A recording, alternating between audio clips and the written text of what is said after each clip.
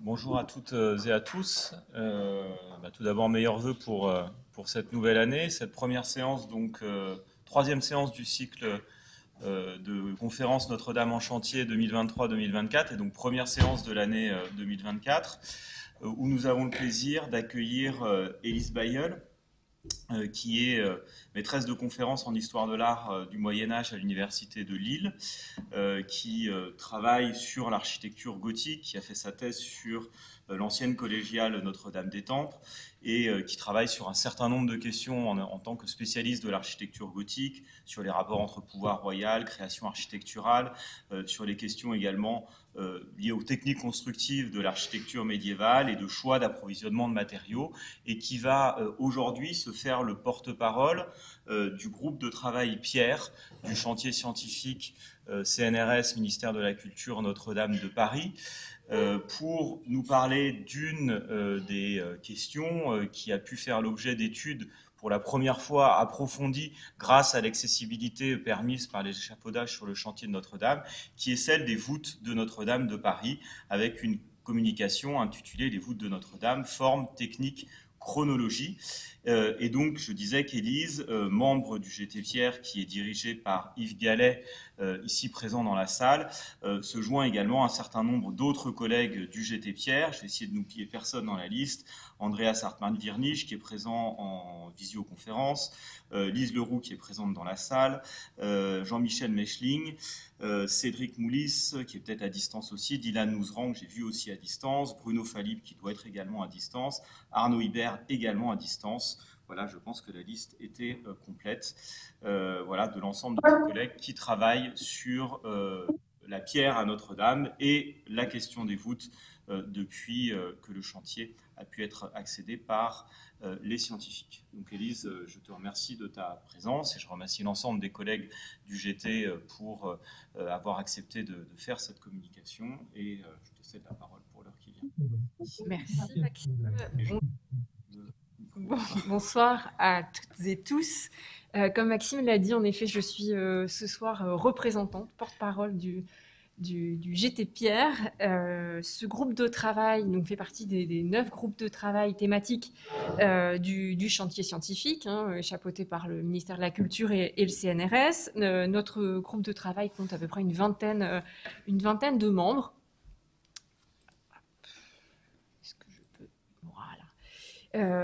Entre 15 et 20 chercheurs impliqués régulièrement dans nos travaux. Et comme vous le voyez sur cette slide, nous sommes rattachés à au moins une dizaine d'unités de recherche et ou d'universités. Il serait trop long de les citer tous. Et donc vous le voyez, vous en avez au moins une idée, les recherches des membres du GT Pierre s'inscrivent dans plusieurs champs disciplinaires, bien sûr au plus près de la pierre, la géologie, génie civil, l'archéologie, l'histoire de l'art et de l'architecture en particulier sont les disciplines les plus représentées. Ce groupe de travail, comme l'a dit Maxime, est coordonné depuis 2019 par Yves Gallet, professeur d'histoire de l'art du Moyen-Âge à l'Université de Bordeaux. Et le groupe de travail Pierre a pour champ d'action, pour mission en fait, d'étudier toutes les parties maçonnées de la cathédrale, piliers, arcades, baies, murs et bien entendu les voûtes qui nous intéressent aujourd'hui. Alors pourquoi centrer mon propos aujourd'hui sur les voûtes sans doute en premier lieu parce que c'est notre premier objet d'étude, chronologiquement. Notre premier objet d'étude puisque l'accès aux voûtes, l'examen des voûtes est nécessairement conditionné par la présence des échafaudages. Et nous savions déjà depuis le début, avant même l'installation de ces échafaudages, que la fenêtre, le temps dont on disposerait pour étudier ces voûtes serait nécessairement limité. Et donc, c'est aussi pour ça qu'on a concentré nos premières recherches sur les parties hautes de l'édifice, puisque nous savions que nous aurions forcément un temps limité à consacrer, un temps limité pour les voir, les examiner au plus près. Cette urgence relative donc fait que c'est aujourd'hui la partie de l'édifice, je pense, sur laquelle nous avons amassé, récolté peut-être le plus de données, en tout cas le plus de données formalisées, puisque, en tout cas, c'est là où on a le plus de résultats à présenter, des résultats qu'on a déjà présentés d'ailleurs lors d'un colloque qui s'est tenu à Lille le mi-novembre dernier. Un colloque qui s'est tenu sur 2 jours, où ont été à peu près présentés tous les aspects de nos travaux sur les voûtes, y compris les collaborations avec les membres d'autres groupes de travail. Les actes de ce colloque seront publiés et paraîtront en fait dans les pages du bulletin monumental dans un an, début 2025, dans la livraison, dans la 4e livraison du bulletin monumental 2024. Donc ce chantier de restauration, évidemment, je vous en ai parlé dès le début, grâce aux échafaudages, offre des conditions d'observation des voûtes absolument exceptionnelles. Des voûtes qui manifestement ont été assez peu finalement approchées d'aussi près, puisque c'est l'un des premiers constats que l'on a pu tirer de nos premières visites, c'est que ces voûtes étaient relativement mal documentées, en tout cas pas forcément très bien connues. Et l'une des premières surprises lorsque nous avons pu approcher des voûtes du chœur, c'était tout simplement de se rendre compte que Eugène Viollet-le-Duc lui-même, dans son article clé, donc, du dictionnaire raisonné de l'architecture française, représentait de manière erronée la clé de voûte de l'abside. Alors évidemment, il a bien pu observer le disque timbré d'une croix, mais devant, il a représenté ici un visage, alors qu'en réalité, il s'agit tout simplement d'un globe lui-même timbré d'une croix à la manière d'un gros bourgeon, une sorte de gros bourgeon. Donc, même Viollet-le-Duc n'a pas pu l'observer d'aussi près que nous, et c'était déjà une première surprise. Donc, très concrètement, nous avons commencé par tout simplement une inspection visuelle dès la mise en accessibilité, mise en sécurité en fait de l'édifice. C'était début 2021. Et puis bien sûr, on a continué au fil de l'avancée de l'installation des échafaudages qui ont remplacé petit à petit les filets de sécurité mis en place au lendemain de l'incendie. Donc très rapidement, quelle est la méthodologie que l'on a pu déployer? En fait, elle est très large, très diverse. La première chose était déjà de constituer une documentation renouvelée, la plus complète possible, en tout cas dans la mesure des autorisations d'accès, constitution d'une documentation graphique, photographique et même photogrammétrique, avec l'aide notamment de Dylan Nouzran, qui a relevé petit à petit, avec une grande méticulosité, toutes les voûtes qui lui étaient accessibles. On a pu donc constituer ce type de documentation. Alors, évidemment, on n'a pas seulement amassé une documentation graphique nouvelle, bien sûr, on a aussi exploité la documentation existante, notamment des nuages de points issus des numérisations effectuées par d'autres groupes de travail, et notamment par le groupe de travail numérique, avec lequel on a travaillé depuis le début, vraiment en étroite collaboration, et bien sûr, exploitation du scan réalisé avant l'incendie, 2010-2011, par Andrew Talon. Et puis, on a effectué aussi une approche peut-être plus détaillée, une approche des matériaux, véritablement, identification lithologique, prélèvement de pierres, prélèvement de mortier, et aussi vraiment la frontière des calculs physiques, des études, même du comportement de l'interface entre la pierre et le mortier, puisque c'est vrai qu'on dit souvent assez rapidement, on parle du GT pierre, mais si on voulait être tout à fait exact, il faudrait qu'on parle du groupe de travail pierre et mortier, puisqu'on s'intéresse bien sûr à la pierre, mais aussi au liant, ce qui relie ces pierres entre elles. Et de manière peut-être un petit peu plus classique, en tout cas peut-être un peu plus attendue, nous avons pratiqué une approche des élévations et des voûtes, bien sûr, qui sont indissociables selon des techniques de l'archéologie du bâti. Nous avons donc relevé et documenté des choses aussi variées, complexes que les dimensions des blocs, des traces d'outils, des tracés, épures, de tracés préparatoires à la pose, etc. Donc, je vais essayer de vous exposer tout ça à travers donc quelques diapos ce soir. Et bien évidemment, s'il y a des questions sur des aspects plus précis, mes collègues, qui soient en ligne ou présents dans la salle, pourront répondre à vos questions à l'issue de cette présentation. Alors, avant même de pouvoir accéder à ces voûtes au début de l'année 2021, une fois la sécurisation effectuée, le groupe de travail Pierre a été chargé par la maîtrise d'œuvre, par les architectes en charge de la restauration, de travailler dès que possible sur les blocs provenant de la voûte effondrée.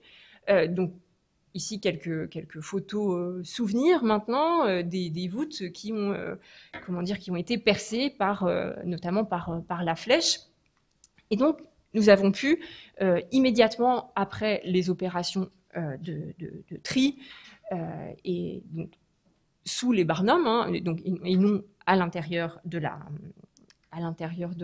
cathédrale, nous avons pu procéder dans un premier temps à l'analyse archéologique des blocs provenant de l'arc effondré de la nef en particulier.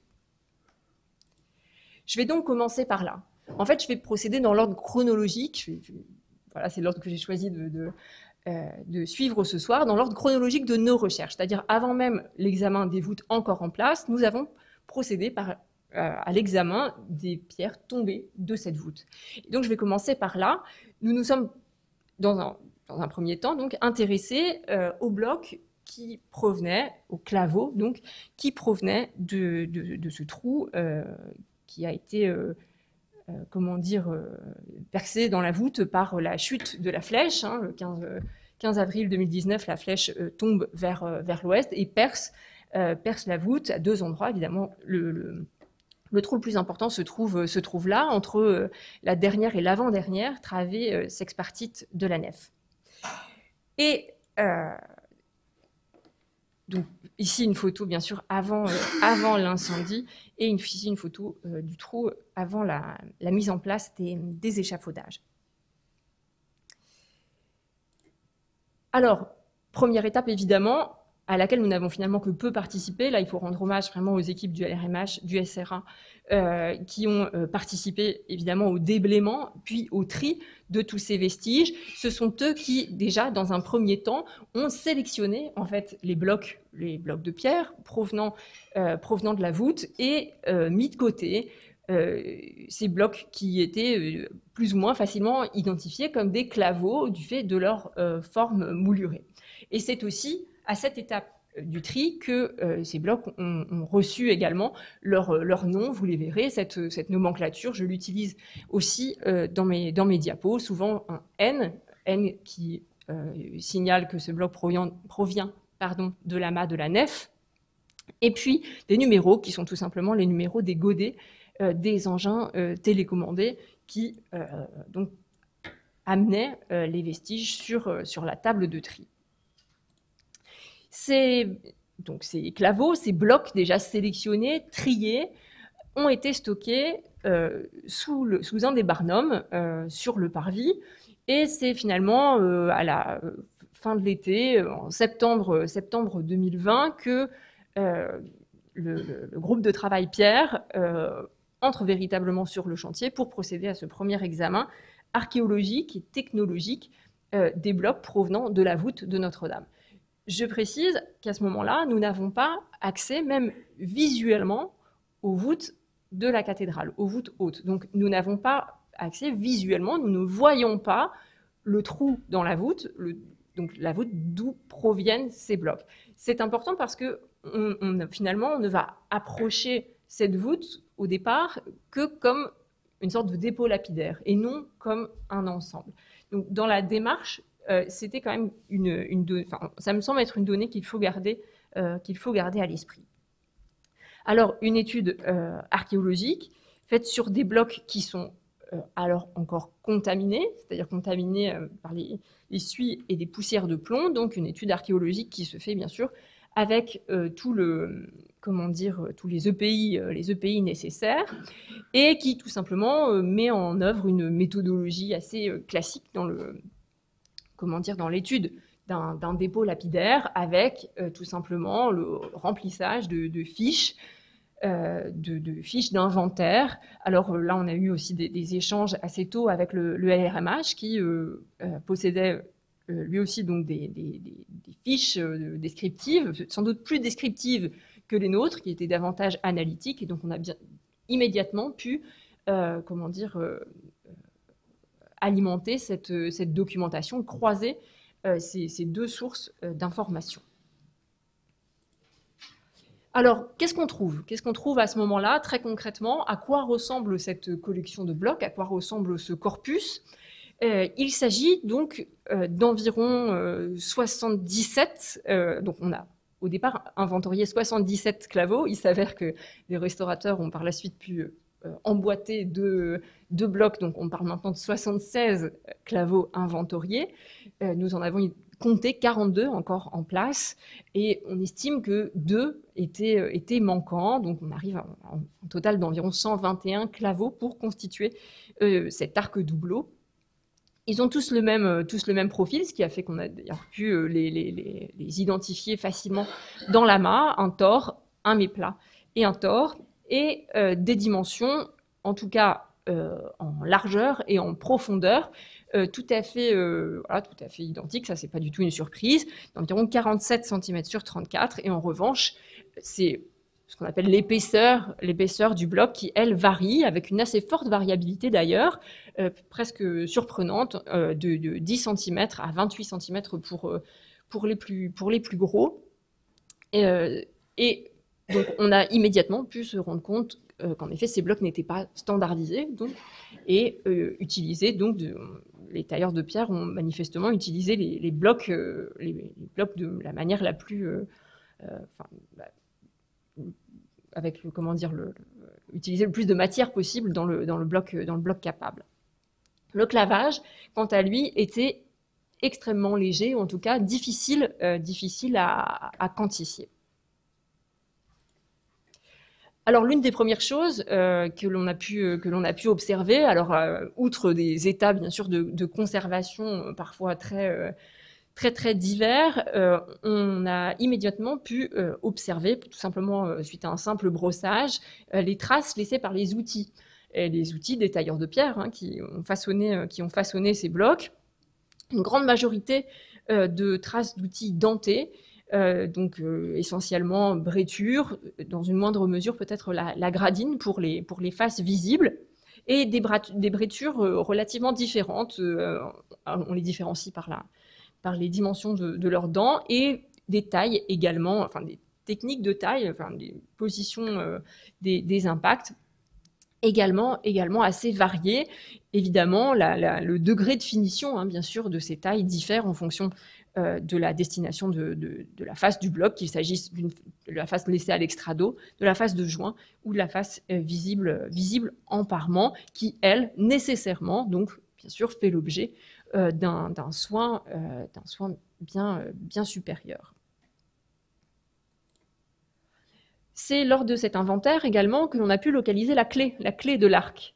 Une clé d'arc qui présente une brisure relativement légère, qui a été façonnée avec les mêmes outils que les claveaux, mais qui présente en fait la seule particularité, enfin une particularité par rapport aux autres claveaux de l'arc, c'est de posséder des abreuvoirs. Des abreuvoirs, ce sont en fait tout simplement ces saignées en fait qui permettent à un mortier un peu plus liquide de s'écouler. Et donc là, tout simplement, ça nous renseigne aussi sur la mise en place de la clé de l'arc. On a également pu observer très rapidement l'emploi quasi systématique de croix de marquage. Des croix de marquage, donc des signes lapidaires tracés sur la pierre. on pourrait penser peut-être à première vue comme ça à un signe identitaire, mais sauf que ça ne fonctionne pas. En fait, si c'était un signe identitaire, ils n'auraient pas tous utilisé le même. Et or, là, on a vraiment à chaque fois des croix. Toujours des croix sur un seul des côtés de ces claveaux. Des croix qui sont façonnées de manière différente. On en a identifié 4 en fonction de leur orientation, de leur, de leur caractère courbe ou non. Et des croix qui sont façonnées de différentes manières, c'est-à-dire avec différents outils, à la bréture, à la broche, au ciseau, parfois de manière plus ou moins franche. Donc, très clairement, on peut exclure tout simplement une interprétation comme celle d'un signe identitaire. Il s'agit donc d'un signe utilitaire, vraisemblablement un signe de pose, mais dont le sens n'est à ce moment-là pas évident. On a pu rapprocher l'étude de ce corpus, de ce dépôt lapidaire, d'autres corpus qui ont pu être étudiés par Arnaud Ibert dans le cadre de sa thèse sur les voûtes, les voûtes d'ogive au XIIe et XIIIe siècle, notamment en Picardie, et sur tous les édifices et tous les dépôts lapidaires qu'il a pu inventoriés, sur lesquels il a pu travailler. Il a établi une sorte de chronologie, de chronotypologie qui nous a, dans un premier temps, vraiment aidé en fait à placer, à remettre dans un premier contexte cette collection de claveaux. Et les comparaisons les plus évidentes étaient à faire avec finalement les édifices du deuxième quart du XIIIe siècle, où sur donc les pièces provenant de ces voûtes prédominaient très clairement des outils de taille dentée et l'usage de croix, peut-être pas systématique, mais en tout cas très fréquent. Donc, on a déjà pu, dans un premier temps, grâce aux travaux antérieurs de l'un des membres du GT, remettre déjà ces claveaux dans un contexte archéologique et au moins technologique.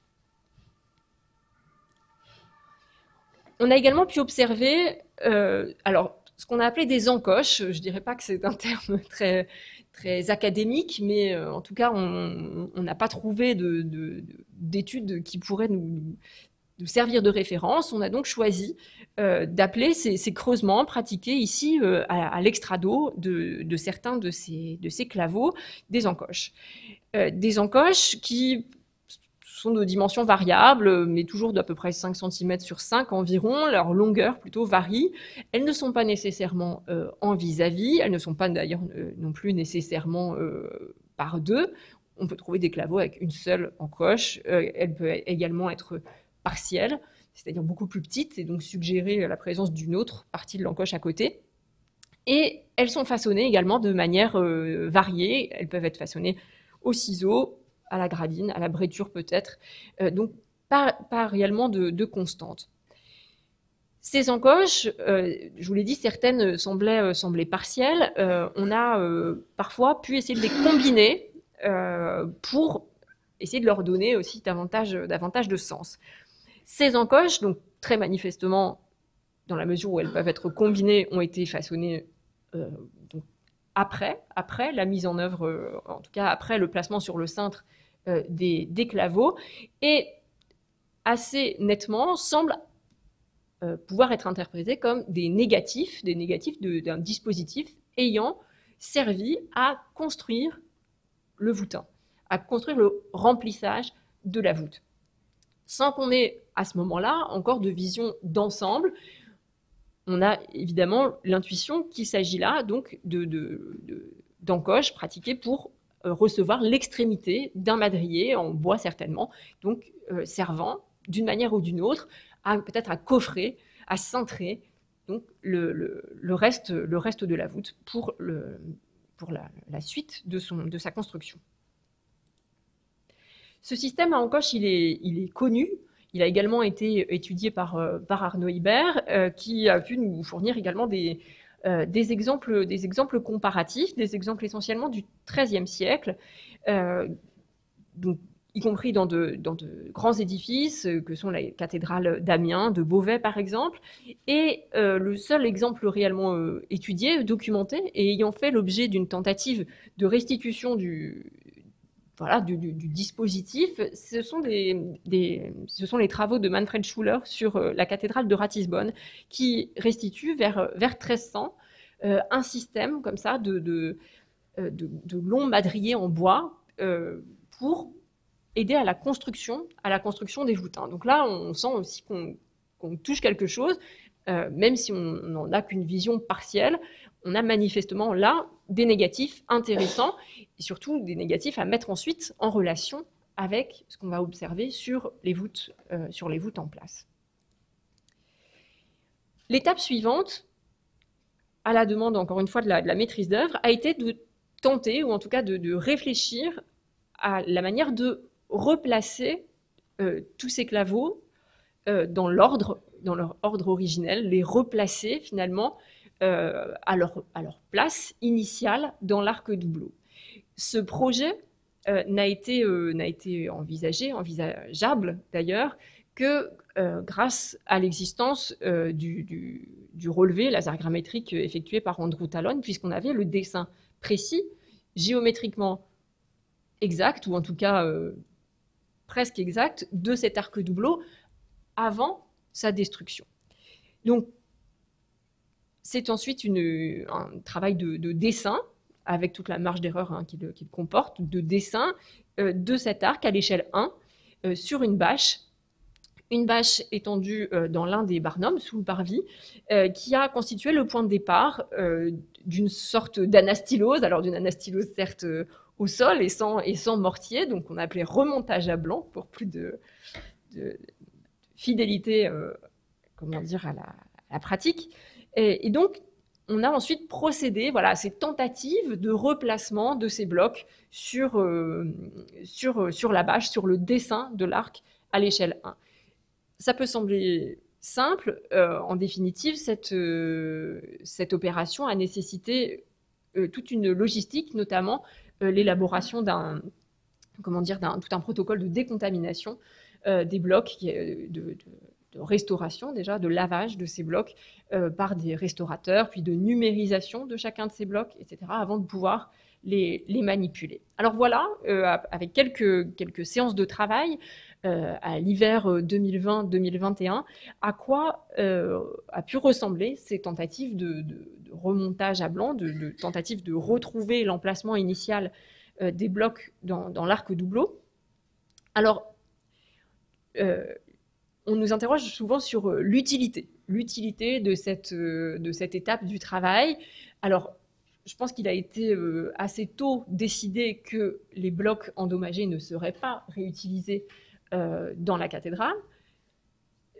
Mais, en tout cas, on s'est interrogé quelque temps sur la possibilité de les replacer à leur place initiale. Et puis, on s'est vite rendu compte que ce ne serait pas possible. Alors, c'est ensuite un véritable travail de recherche fondamentale, en collaboration également étroite avec le groupe de travail numérique, qui s'est poursuivi à partir de cette tentative de remontage à blanc, puis d'anastylose numérique, à partir des numérisations qui ont été faites. Donc, si on sort là vraiment du travail appliqué finalement à la restauration de la cathédrale, là on entre à partir de ce moment-là dans un travail véritablement de recherche fondamentale. Alors il y a plein de critères qui ont présidé aux tentatives de replacement. Je vais vous passer la liste de ces critères, parce qu'en plus d'être longues, ces critères ont souvent évolué au fil des observations, au fil du temps, et puis au fil de la pratique, tout simplement. On s'est bien sûr fondé sur les dimensions, puisque ces dimensions en épaisseur étaient variables. On s'est d'abord fondé sur les dimensions des blocs, en regard des dimensions des emplacements sur la bâche. On s'est bien sûr fondé aussi sur l'orientation des blocs en fonction de l'emplacement de la croix. Sauf qu'il y a une croix sur une des deux faces, mais quelle face, etc. Donc ça, évidemment, en fonction des informations dont on dispose, on a pu changer également tout simplement notre fusil d'épaule. Et puis même chose sur la présence ou non d'encoches, le rythme de ces encoches, leur répartition sur tout l'arc ou seulement une partie de l'arc, etc. Tous ces critères de choix, en fait, ont parfois été complètement révisés, pondérés, on a ajouté de nouveaux critères, etc. Donc là, c'est un vrai travail de réflexion qui a été mené au moment de ce remontage à blanc, travail de réflexion qui d'ailleurs aujourd'hui, donc même s'il n'est pas directement appliqué à la restauration de la cathédrale, un travail de réflexion dont on peut voir les fruits aujourd'hui encore à la cité de l'architecture et du patrimoine, où sont présentés certains de ces claveaux. Et puis, ce projet se trouve aussi des développements, des prolongements numériques grâce aux membres donc, du GT numérique. Hein, on collabore toujours, bien sûr, sur ces questions pour la réflexion autour de la pertinence, de méthodes, des processus d'anastylose numérique, en particulier donc sur cet arc doubleau.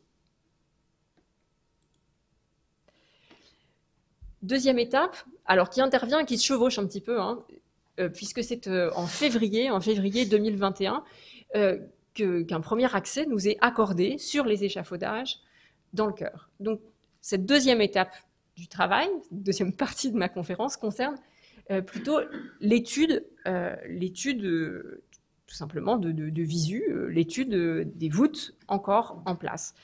On débute donc à ce moment-là, je vous l'ai dit, par l'étude des voûtes du chœur qui sont seules accessibles. Quel intérêt il y a évidemment plein d'intérêts à ça, hein, d'étudier les voûtes encore en place dans le cadre de ce chantier de restauration. L'un des intérêts, hein, en tout cas l'un des intérêts majeurs pour l'historien de l'art, l'historien de l'architecture, c'est que ces voûtes, les voûtes du chœur qui sont les plus anciennes hein, de la cathédrale, sont sans doute les premières à avoir été lancées à 32 mètres de hauteur, et donc étudier leur structure, leur forme, c'est aussi donc renseigner plus largement l'histoire de l'architecture gothique et des structures voûtées.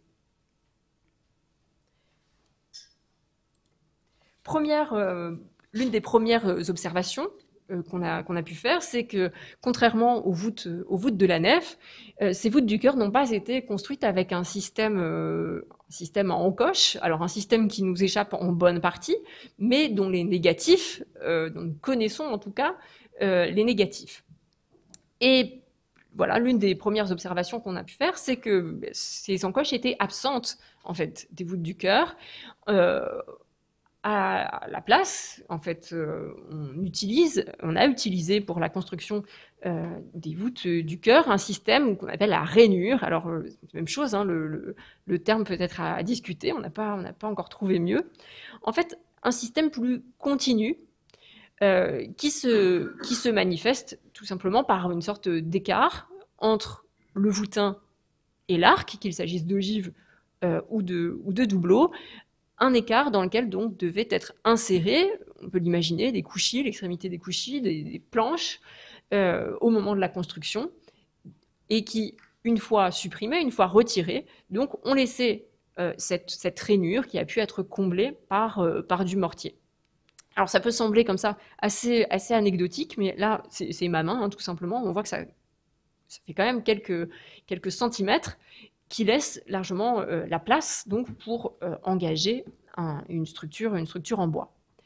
Et même chose que tout à l'heure, on a pu remettre ce système en perspective grâce aux travaux sur les voûtes sur croisées d'ogives d'Arnaud Ibert, qui avait pu documenter, observer, alors de plus ou moins près, donc ce système dit à rainure pour la construction des voûtes de certaines cathédrales picardes ou non d'ailleurs. Hein, donc on a ici à l'écran un exemple à la cathédrale de Noyon, à la cathédrale de Soissons, mais aussi à la cathédrale de Chartres. Alors là, pour les voûtes de bas-côté, de moindre ampleur, mais où la rainure est encore parfaitement visible.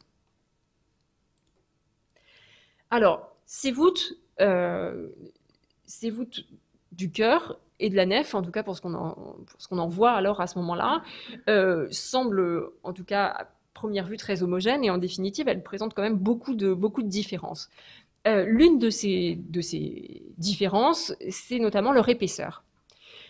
Leur épaisseur, alors ça c'est une donnée assez nouvelle, assez inédite et précieuse parce que on connaît souvent la longueur, la largeur, hors œuvre, en œuvre, des cathédrales, etc. Mais l'épaisseur des voûtes, c'est une donnée, c'est une valeur qui est souvent difficile à acquérir. Et donc là, bien sûr, à Notre-Dame de Paris, vu l'état des voûtes, on a pu mesurer tout simplement l'épaisseur de ces voûtes. C'est déjà une première surprise, c'est leur minceur. Leur minceur, puisque les voûtes du chœur ont une épaisseur, en tout cas pour les voûtins, d'environ 15 cm. Je crois que c'était 12 cm à la clé et une quinzaine dans les reins, dans les parties basses. Et les voûtes de la nef sont légèrement plus épaisses, je crois que dans les 19 cm en moyenne d'épaisseur. Et là, on est quand même assez étonné de cette minceur, et il faut essayer de remettre en perspective ces données, ces valeurs. Est-ce que c'est normal? Est-ce que c'est très mince? Et c'est donc là, cette fois-ci, en collaboration avec Christian Kamerlingh, qui est plutôt spécialiste donc de la technique du géoradar, que Yves Gallet donc, et Christian Kamerlingh ont commencé à sonder d'autres édifices, d'autres cathédrales gothiques dotées de voûtes d'ogives sexpartites, pour tout simplement essayer de déterminer l'épaisseur de ces voûtes et pouvoir les comparer, bien sûr, à celles de Notre-Dame. Alors les voici ici à Sens, où l'étude donc par géoradar, c'est tout simplement une technique de prospection géophysique qui mesure en fait la propagation d'ondes électromagnétiques.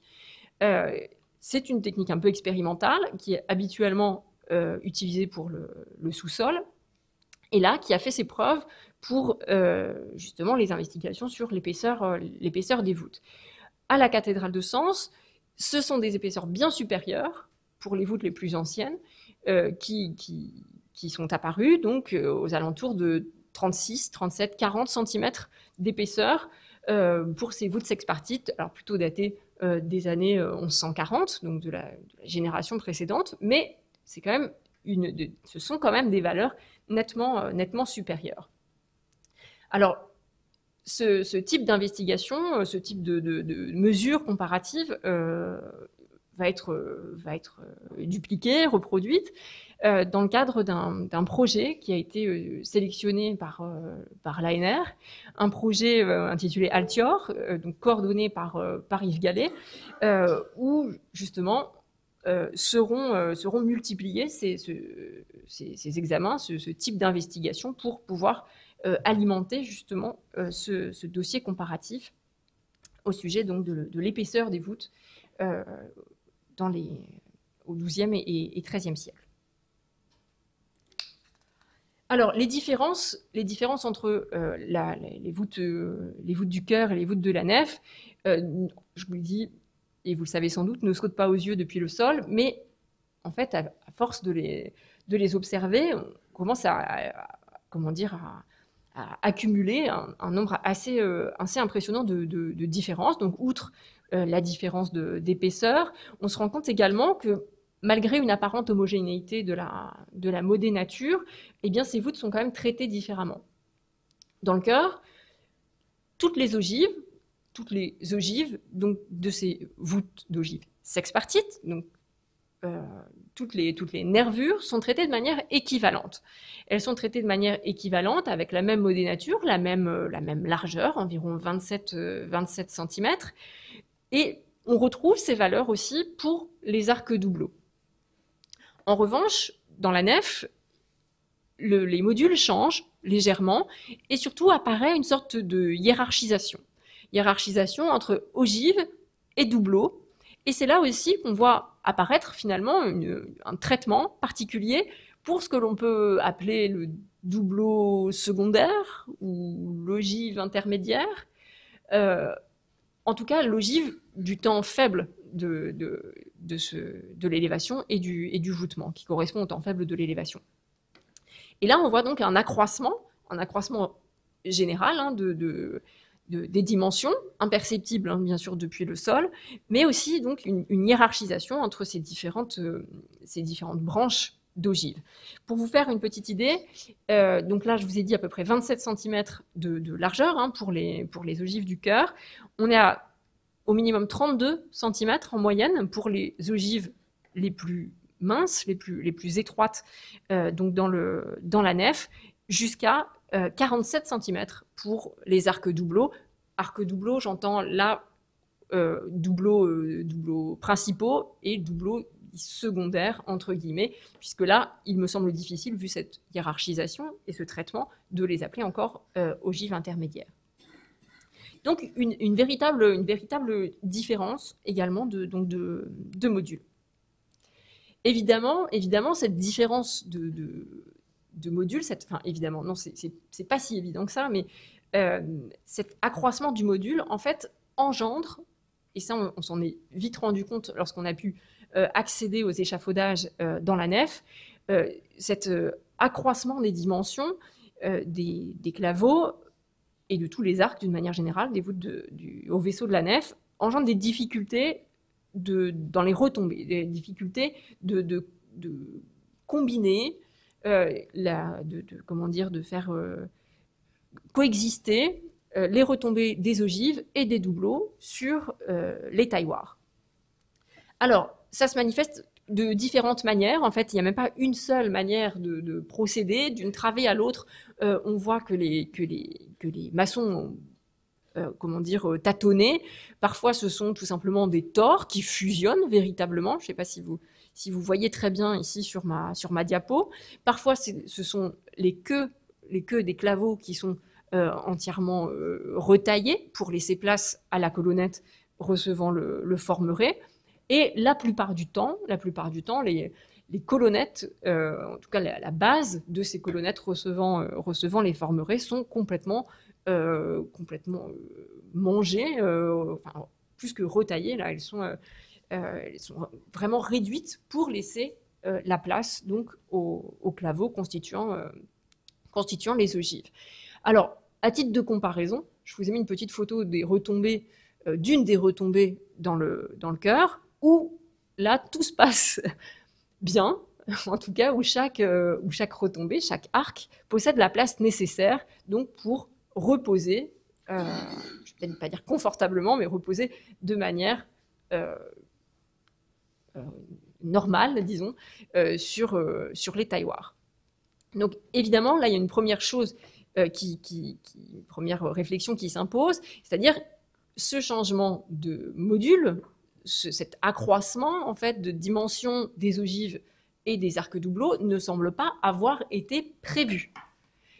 Cet accroissement semble résulter plutôt d'un changement de partie, sans doute en cours de construction. Certes, on reste fidèle à la voûte d'ogive sexpartite, on reste fidèle dans l'esprit à la modénature, mais on modifie ces dimensions au point d'engendrer un certain nombre de difficultés au moment de leur mise en œuvre. Donc ça, c'est déjà une première conclusion.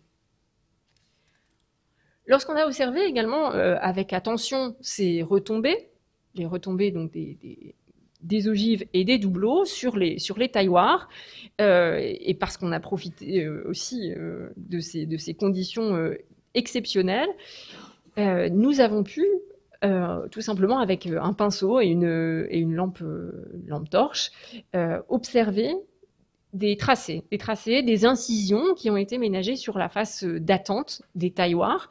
Alors là, je vous parle de ceux des retombées des voûtes du haut vaisseau, mais on en trouve à tous les niveaux de l'élévation. Des tracés parfois taillés, parfois seulement griffés, incisés, qui de toute façon sont invisible, ne serait-ce que quand il y a de la poussière, ou si on n'a pas une lampe torche suffisamment puissante pour avoir un éclairage rasant, ces incisions peuvent complètement passer inaperçues. Là, dans la mesure où la cathédrale a été dépoussiérée, nettoyée, décontaminée continuellement, on a pu donc bénéficier de cet examen, de ces conditions parfaites pour l'examen de ces incisions. Alors l'examen est en cours avec une méthodologie qui est un peu double. D'une part, des relevés manuels d'une grande précision qui ont été effectués de manière très consciencieuse par Andreas Hartmann-Virnich, où sont annotés tout type annotés et déjà interprétés tout type de tracés, de griffures et de lignes, puisqu'il est difficile parfois de les interpréter. Et cette démarche de relevé manuel est complétée par un relevé photogrammétrique en lumière rasante qui a été effectué de manière systématique également par Dylan Nouzran et qui offre, alors en outre, une précision géométrique et qui offre aussi la possibilité d'examiner les traces d'outils. Bref, une double documentation qui devrait permettre, maintenant que les voûtes ne sont plus accessibles, une double documentation qui devrait permettre d'aller un petit peu plus loin dans l'interprétation de ces tracés. Alors, assez complexe parfois dans la nef, peut-être est-ce que leur analyse nous aidera à comprendre un petit peu mieux ces difficultés d'implantation, donc des ogives et des arcs-doubleaux sur les supports. Certaines, alors je vous ai dit, l'interprétation est parfois délicate. En revanche, il y a quand même un type de tracé qui manifestement est antérieur à la mise en œuvre. C'est ce type de tracé qu'on retrouve souvent, une ligne en fait qui semble tracée donc par le tailleur de pierre et qui délimite en fait la zone sur laquelle on peut reposer de manière sûre les arcs et les parties tout simplement portées. Une ligne qu'on appelle aussi une ligne de non-dépassement, une ligne qui signale l'endroit à partir duquel l'arc sera en porte-à-faux et qu'on trouve voilà, comme ça de manière récurrente. Donc voilà, il y a des tracés qui sont faits manifestement au moment de la taille, et puis donc des épures, ce type de tracé, et d'autres très clairement au moment de la pose, et certains peut-être aussi de manière effectuée postérieurement à la pose. Alors, les analyses de Mortier viennent compléter ces observations, des analyses de Mortier qui sont coordonnées, effectuées par Jean-Michel Mechling, qui est professeur en génie civil à l'université de Nancy, et qui a effectué plusieurs campagnes de prélèvement d'échantillons de mortier, des voûtes, alors mortier des voûtes, voûtins, mais aussi dans les arcs, à la fois dans le chœur, dans la nef, et appartiennent bien sûr aux mortiers de la nef, les mortiers qui ont pu être prélevés sur les blocs qui sont tombés au sol, qui proviennent de l'arc doubleau effondré de la nef. Alors, je ne vais pas rentrer dans le détail de cette méthodologie qui me dépasse assez largement, mais je peux quand même vous en parler un tout petit peu sans m'aventurer trop loin. Je peux quand même vous dire qu'il y a plusieurs choses que l'on peut caractériser que l'on cherche en tout cas à caractériser avec ces analyses. Déjà, on va chercher à les caractériser physiquement, ces mortiers, pour identifier notamment les rapports de proportion entre les différents ingrédients du mortier, donc principaux composants qui sont le sable, l'eau et la chaux. On va également caractériser ce que Jean-Michel appelle la fraction granulaire, donc le sable qui entrait dans la composition de ces différents mortiers, notamment pour chercher à en localiser les différentes sources d'approvisionnement. Et bien sûr, on va essayer aussi de caractériser le liant, c'est-à-dire la chaux, qui entrait dans la composition aussi de ce mélange. Alors, les analyses n'ont pas... Alors, si les prélèvements dans les voûtes ont tous été effectués, toutes les analyses n'ont pas encore été faites et n'ont pas encore donc livré de résultats. Mais pour l'instant, les échantillons prélevés dans le chœur et sur l'arc doubleau effondré de la nef montrent des compositions assez semblables. Pour l'instant, je voulais surtout parler de différences entre les voûtes du chœur et de la nef. Là, on parle plutôt de choses assez comparables, avec une composition comprenant entre 50 et 55% de sable provenant de la Seine, et l'utilisation aussi d'une chaux pure à très pure, et sans doute faiblement hydraulique. Alors, toutes ces analyses ont permis à Jean-Michel tout simplement de restituer, de procéder à une reconstitution expérimentale de ce mélange dont il a pu déterminer à peu près les proportions et dont il a fait une démonstration aux Journées du patrimoine, donc en septembre dernier.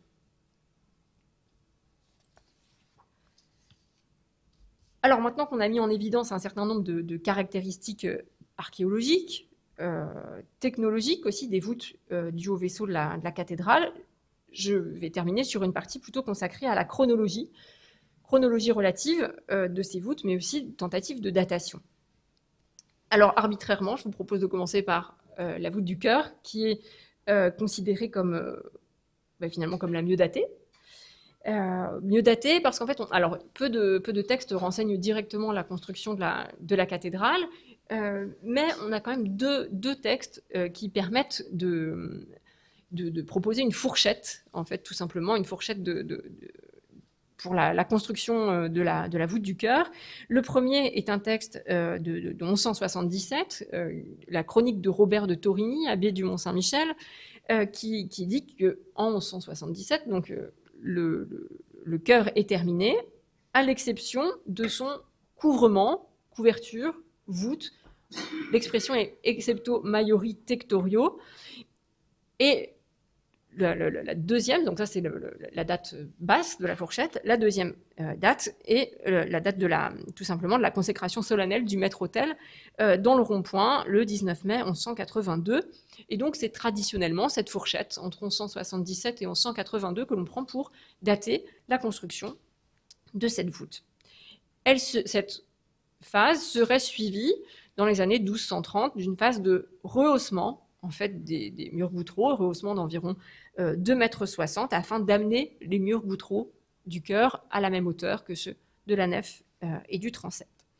Alors si cette fourchette chronologique est compatible avec nos observations, nos analyses, eh bien en fait elle entre en contradiction en fait avec les conclusions, avec les observations faites par les membres du GT Bois et Charpente, qui, par l'examen en fait, des bois calcinés, en fait, s'est rendu compte que, tout simplement, il y avait une espèce d'incompatibilité, c'est-à-dire que les bois provenant du premier état de la charpente, état antérieur à ce rehaussement des années 1230, étaient incompatibles avec l'idée d'une voûte telle qu'on la voit encore aujourd'hui. C'est-à-dire qu'il y a trop d'entrées, des entrées qui tout simplement, ne pouvaient pas être placés au-dessus de cette voûte. Donc, alors qu'on pensait les choses assez claires, on avait des textes, on avait finalement une étude archéologique et technologique qui coïncidait, ou plus ou moins, avec ces textes, eh bien, on se rend compte que dans l'interaction charpente-voûte, eh bien, ça ne fonctionne pas. Donc là, il y a manifestement des choses encore des questions auxquelles il va falloir qu'on essaye de répondre. Et donc, il y a quelque chose dans cette chronologie relative qui, en fait, s'avère plus complexe que ce que l'on pensait jusqu'à présent. Alors, j'ai omis sciemment de vous parler des voûtes du transept jusqu'à présent. Tout simplement parce qu'elles sont un peu plus hétérogènes que celles du haut vaisseau, du chœur ou de la nef. Vous le savez, la voûte de la croisée, bien sûr, s'est effondrée sous le poids de la flèche, mais elle avait auparavant été refaite par Viollet-le-Duc et encore avant cela par Germain Beaufranc à la fin des années 1720. Et déjà, dès le XVIe siècle, il était question donc du mauvais état de cette voûte. Il était déjà question d'un projet de reconstruction, de restauration de cette voûte de la croisée, qui, semble-t-il, n'a été effective donc qu'au début du XVIIIe siècle. Alors, ces travaux sont documentés, mais sans doute documentés partiellement. Donc, on connaît surtout ces travaux de réfection de la voûte de la croisée, mais il y a tout un faisceau d'éléments qui nous invitent à nous interroger sur le périmètre en fait, de ces travaux menés par Germain Beaufranc, des travaux commandés par le cardinal de Noailles. Et l'un de ces éléments, c'est le millésime, donc une date incisée, gravée sur le nez d'une de ces deux figures grimaçantes qui ornent la clé de voûte la clé de voûte sexpartite du bras sud du transept, un millésime découvert donc par Yves Gallet et Andreas Hartmann-Virnich à la faveur tout simplement d'un examen extrêmement rapproché, un millésime qui était jusque-là passé complètement inaperçu. La date qui figure donc sur cette clé de voûte, c'est la date de 1728. On peut dès lors s'interroger, est-ce que les travaux du XVIIIe sont allés jusque-là? On se rend maintenant dans le bras nord. Dans le bras nord, la voûte sexpartite du bras nord, elle aussi a souffert de l'incendie, elle aussi donc est percée. C'est tout un voûtin en fait, tout un quartier de voûte qui s'est effondré. Et très rapidement, assez rapidement après, les architectes en charge de la restauration ont pu observer tout simplement une superposition, en fait, malgré l'effondrement, ici cette dernière rangée de pierres est très manifestement posée sur l'arc doubleau. Je ne sais pas si vous voyez bien où on est, posée sur l'arc doubleau qui sépare la voûte sexpartite de la voûte quadripartite. Des voûtes quadripartites, rappelons-le, qui ont été élevées donc au milieu du XIIIe siècle, au moment de l'allongement donc des bras du transept. Donc ici, une voûte XIIIe, un arc doubleau sans doute aussi XIIIe, et par-dessus, et donc postérieure, une voûte sexpartite posée donc sur cette voûte XIIIe. Donc là, ça semble assez, cette superposition donc prouve la postériorité. Dernier élément, qui est géologique cette fois-ci, Lise Leroux, ici présente, qui a pu observer donc les blocs tombés au sol, qui constituaient ce voûtin, a pu confirmer, en tout cas a pu identifier la provenance donc, de ces calcaires comme provenant du Vexin. Or, on sait que les travaux du XVIIIe siècle donc, mettent en œuvre de la pierre provenant du Vexin, au contraire des sources d'approvisionnement médiévales. Et on sait également que Viollet-le-Duc et Lassus ne se sont pas servis de pierre du Vexin pour les restaurations. Donc, c'est un faisceau d'éléments qui invite, en tout cas, à considérer les deux voûtes sexpartites des bras du transept comme plutôt modernes que médiévales. Intéressons-nous maintenant aux voûtes de la nef. Ces voûtes de la nef, finalement, en termes de chronologie, ce sont peut-être les moins bien connues. On les associe souvent, donc, bien sûr, à l'élévation de la nef, au phasage de la nef. En même temps, ça semble tout à fait logique. Alors, quelles sont les datations retenues? Pour la date la plus haute, on retient souvent donc, la la décennie 1170, les comparaisons faites par Jean Bonny, des chapiteaux des parties orientales de la nef avec des chapiteaux de Canterbury, des parties érigées immédiatement après l'incendie de 1174, tout ça, personne ne le conteste. Et puis un autre jalon, qui est un texte de 1208, qui évoque l'expropriation de maisons situées à l'emplacement où l'on devait commencer à construire le massif occidental. Et donc entre ces deux dates, entre 1170-75 et 1200-1205, finalement, on a peu de jalons. Alors, il y a bien sûr une césure qu'il est assez aisé de discerner dans l'élévation. Alors là, bien sûr, j'ai fait arbitrairement une ligne bien droite, une césure qui, en fait, délimite la partie qui semble être une partie de jonction, si j'ose dire. Une partie de l'élévation est érigée sans doute en dernier, alors que en fait, le massif occidental est sorti, enfin, est suffisamment élevé pour pouvoir donc accueillir ou pour pouvoir servir également donc de support au reste de l'élévation de la nef. Alors, je vous passe tous les éléments qui permettent de situer cette césure, mais ils sont de différentes natures. Alors, il y a une autre césure qui est sensible, peut-être la plus flagrante, si j'ose dire. Elle se trouve dans l'étude du décor, et notamment l'étude du décor des clés de voûte. Caroline Bruselius l'avait déjà mis en évidence. En fait, les deux clés de voûte les plus orientales montrent un décor différent, enfin, dans un registre à peu près un peu différent des trois clés de voûte les plus occidentales. Et là, je prends le parti d'inclure donc la voûte de la travée entre les tours.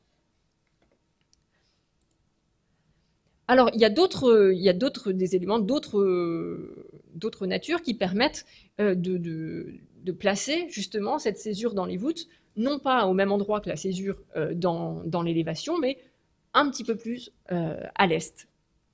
Alors, par exemple, il y a donc, je vous ai dit, on a étudié les encoches, donc c'est négatif de dispositifs constructifs pour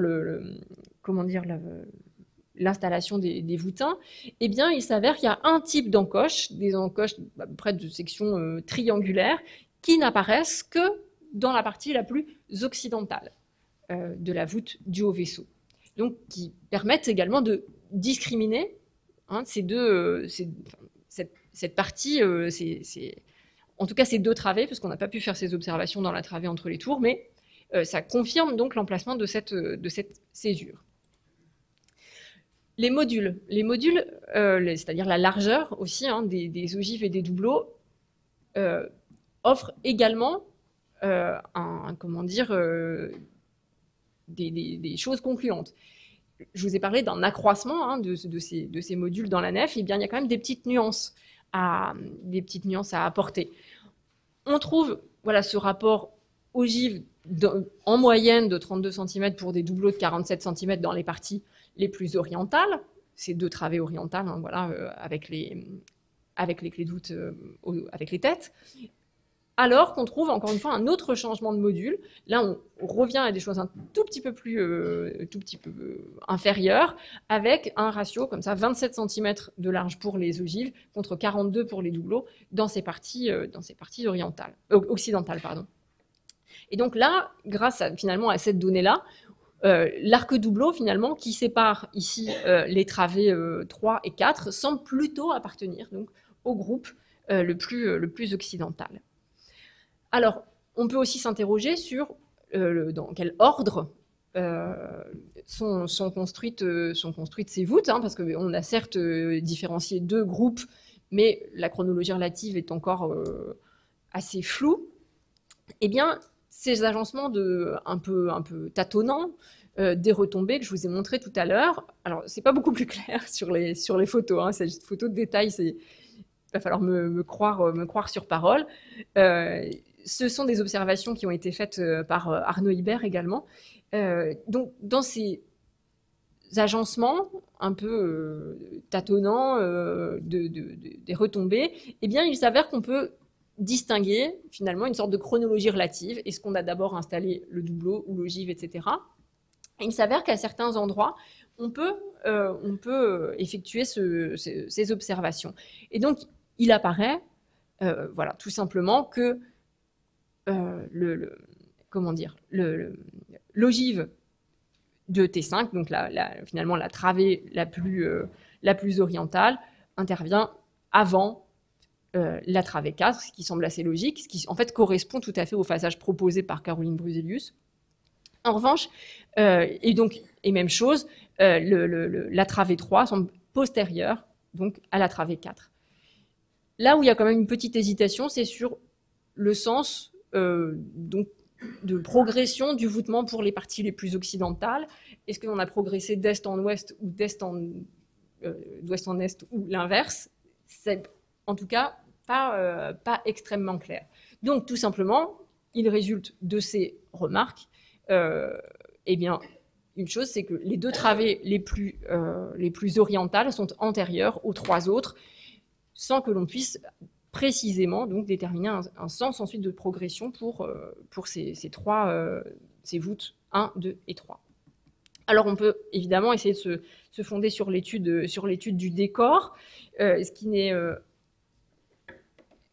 pas toujours évident en fait quand on procède par comparaison, puisque notamment pour ces deux voûtes les plus orientales, puisque on peut aussi faire des comparaisons avec des édifices qui sont parfois datés en fonction de Notre-Dame. Donc là, c'est un peu le serpent qui se mord la queue. Si les édifices sont datés les uns par rapport aux autres, c'est pas forcément d'une grande aide pour l'établissement d'une datation. Je pense par exemple au décor de Saint-Hermeland de Bagneux ou de Saint-Denis d'Arcueil, dont je mets ici 2 exemples. Alors là, il faut sortir peut-être un peu de la typologie, tout simplement de la clé de voûte, et s'intéresser à la sculpture monumentale contemporaine, et essayer de trouver en fait des comparaisons, notamment dans ces visages. Alors ces visages avec des joues assez pleines, des sourires un petit peu esquissés. On pourrait trouver des comparaisons, par exemple avec cette représentation de Sainte-Geneviève au trumeau du portail central de Sainte-Geneviève de Paris, qui est aujourd'hui conservé au Louvre, alors daté du premier quart du XIIIe siècle. Alors évidemment, avec la polychromie résiduelle et puis aujourd'hui restaurée sur les clés de voûte, il n'est pas toujours évident de bien se rendre compte du relief, du modelé, mais ça semble plus ou moins fonctionner. Fort heureusement, on a des comparaisons un petit peu plus nettes à effectuer avec les clés de voûte de la partie occidentale, cette fois. Des clés de voûte qui, quant à elles, sont entièrement feuillagées, donc des feuillages et parfois des fruits grenus, que l'on retrouve également, donc là, cette fois-ci, plutôt dans les années 1220-1230, notamment dans les collatéraux de la cathédrale d'Amiens. Et là, c'est une chance. On peut également effectuer des comparaisons, alors peut-être un petit peu plus lointaines, mais tout de même très intéressantes, avec les clés de voûte du transept de la cathédrale de Chartres. Et là, c'est assez précieux, puisqu'on bénéficie d'une date obtenue par dendrochronologie dans le transept de la cathédrale de Chartres. Vous voyez ces 2 tirants en bois, qui en fait sont coincés entre le voûtin et la clé de voûte et les ogives, sont médiévaux. Et ils ont été datés par dendrochronologie, donc ce sont des arbres abattus entre 1210 et 1237. L'analyse archéologique et stylistique a permis aux archéologues d'Archéodunum de réduire cette fourchette aux années 1230 et nous offre donc une des rares dates précises pour un décor sculpté, en particulier un décor sculpté de clés de voûte. Donc, je remercie au passage d'ailleurs les archéologues qui m'ont permis de bénéficier de cette documentation. Et donc, quelles conclusions peut-on en tirer? Alors, bien sûr, l'examen technologique de l'arc doubleau vient là nous aider également. On arrive là à une datation pour les 2 travées les plus orientales vers 1220, certainement. Donc, étude combinée à la fois du décor et bien sûr, l'étude technologique assez poussée effectuée sur les blocs de l'arc doubleau effondré. Et donc, par comparaison également, une datation dans la décennie 1230 pour les voûtes les plus occidentales. Alors, voilà, on arrive au terme de cette conférence où moi je voudrais surtout insister sur la nécessité d'une pluridisciplinarité dans un exercice comme celui-ci, parce que dans un temps limité, dans ces conditions-là, vraiment la pluridisciplinarité a été, je pense, la clé en fait de pour l'obtention de ces résultats. Là, très clairement, je pense que avec un sujet comme celui-ci, il me semble assez évident que l'étude à la fois archéologique et formelle sont absolument indissociables pour mieux comprendre tout simplement cette partie de l'édifice. Et tout simplement, comment dire, essayer déjà, alors même qu'on n'a pas encore pris beaucoup de recul, essayer de replacer, tenter en tout cas déjà d'essayer de replacer la cathédrale parisienne dans son contexte, puisque alors que traditionnellement, dans les grandes synthèses sur l'architecture gothique, les voûtes sexpartites sont plutôt considérées comme quelque chose du premier art gothique, en tout cas du XIIe siècle. Là, je pense qu'avec ces modifications, cette volonté d'adapter ce voûtement sexpartite, y compris dans la nef, y compris donc dans les premières décennies du XIIIe siècle, il est possible, sans doute maintenant, aussi de faire une vraie place à Notre-Dame de Paris comme aussi une cathédrale du gothique classique. Du gothique classique dans sa volonté aussi d'harmoniser, de s'approprier, de pérenniser des formes de la génération antérieure d'une autre manière. Donc, y compris par le seul examen des voûtes, je pense qu'on peut déjà commencer à reconsidérer la place de cette cathédrale dans son paysage. Et bien sûr, en termes de perspective, je pense qu'on peut bien sûr citer les travaux à venir dans le cadre du projet ANR qui nous permettra en fait d'acquérir des données sur les cathédrales antérieures, contemporaines et postérieures pour essayer de mieux comprendre la manière dont on a pu élever ces voûtes donc, à une telle hauteur en cette fin de XIIe et début du XIIIe siècle.